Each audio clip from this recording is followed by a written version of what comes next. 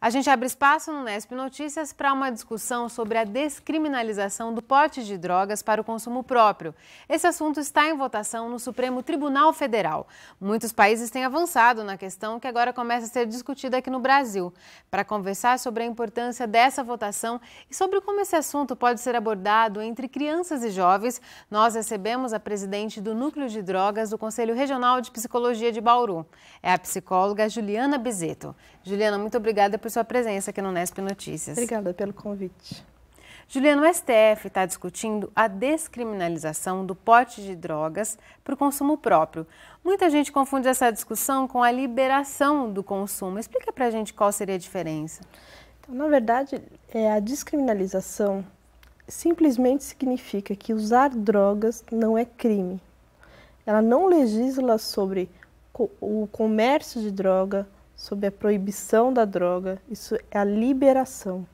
Você descriminalizar só significa que você usar drogas não é um crime. Vender droga, comprar droga, traficar droga, aí você entra na questão do crime, né? É simplesmente descriminalizar o uso. Você tem o direito de usar droga. Na sua visão, essa descriminalização seria um avanço para o país? Então, na verdade, o Brasil está muito atrasado em relação a isso. Para você ter uma ideia, da América, só o Brasil, a Guiana e o Suriname têm a criminalização do uso de droga, né? O Brasil já devia de ter descriminalizado ou entrado nessa discussão há muitos anos atrás. A população tende, a sociedade de uma forma geral, a enxergar qualquer discussão nesse sentido, vai incentivar o consumo. Não existe essa relação. Na verdade, o que a gente vê é a diferença entre opinião e os dados científicos, né? Não há dado nenhum que justifique que descriminalizar o uso vai aumentar o consumo, porque a descriminalização do uso ela não incide sobre a liberação da droga. O que a gente vê a gente trata o usuário de droga como um cidadão que tem o direito de escolher ou não usar droga, ou se tiver alguma questão, algum tipo de dependência em relação à droga, ele tem o direito de ser tratado e não preso.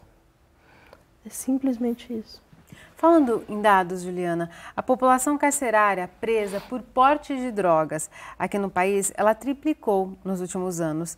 E outros países, como você mesma já disse, já tem uma discussão muito mais avançada e uma abordagem diferenciada. Em Portugal, por exemplo, os usuários são vistos como pacientes e não como criminosos. Isso muda toda a abordagem dessa pessoa que é usuária frequente de drogas. Na verdade, o que a gente vê é que assim, no Brasil a gente tem pessoas presas por terem portado 3 gramas de maconha. Isso é menos do que um cigarro, para ter um pouco de noção. E a gente não tem lugar na cadeia para quem matou 20 pessoas, né? A gente não tem lugar para o traficante, mas tem para o consumidor, né? Então, assim, quando a gente trata o consumidor como cidadão, né, a pessoa que usa a droga como cidadão, a gente tira do crime. O importante é a gente não tirar o usuário de droga do papel de criminoso e colocar ele no papel de dependente. Não é toda pessoa que usa droga que é dependente de droga. De todas as pessoas que usam, uma pequena parte vai ter um problema. E essa pequena parte tem, em Constituição, garantido tratamento no Sistema Único de Saúde.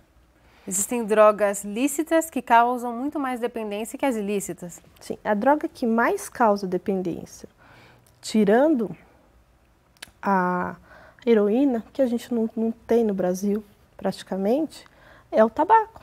De cada 10 que o experimentam, 7 vão se tornar dependentes. O álcool é por volta de 10%.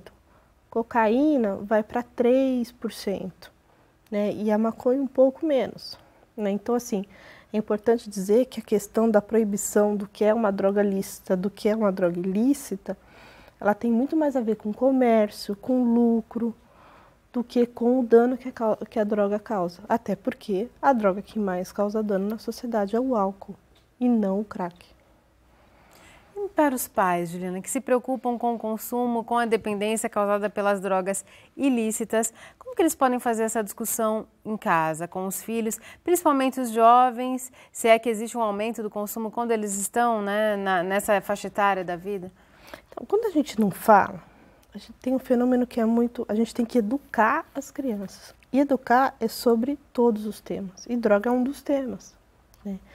Porque se a gente fala, droga mata, aí aquele, né? Então você fala para o seu filho, se você usar droga, você vai morrer. Ou se usar maconha, você vai se tornar dependente. Né? Esse terrorismo, o que acontece? O adolescente, ele vai ignorar a parte que é verdadeira junto com a parte que é mentira. A maioria das pessoas que usam droga, elas não vão se tornar dependentes. Algumas vão. E não dá para saber a priori, antes de usar.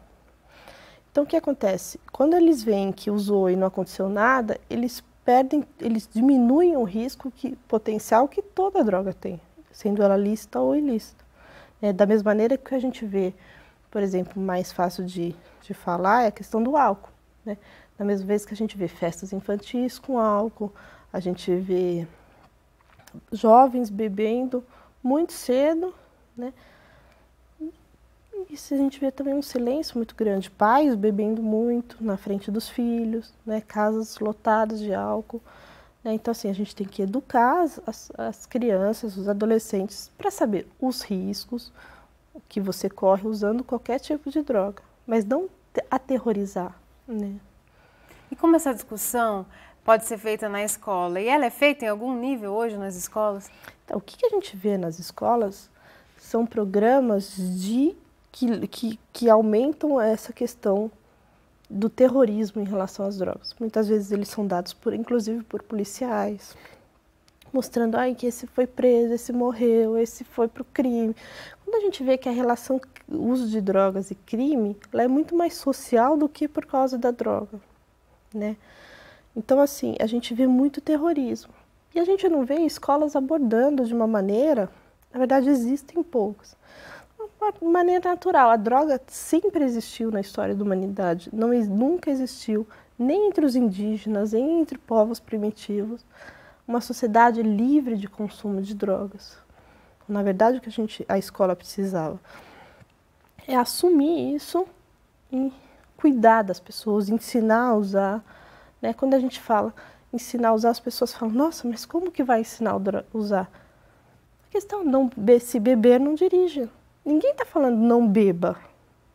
Está falando, se você optar por beber, você não dirija. Isso é ensinar a usar droga, né? E nunca vi ninguém levantar os cabelos e falar, nossa, que campanha a favor, vai aumentar o consumo de drogas se falar, se beber, não dirija. Entendeu? Assim, eu acho que tem muito preconceito numa questão de proibição ou não proibição, que não tenha nenhum dado científico dizendo que uma droga é pior que a outra. Tá certo, Juliana. Muito obrigada por esclarecer essas questões aqui no Nesp Notícias. Obrigada pelo convite. Fico à disposição. É isso por hoje. A gente volta a se encontrar amanhã às 5h30 da tarde, ao vivo. Tchau!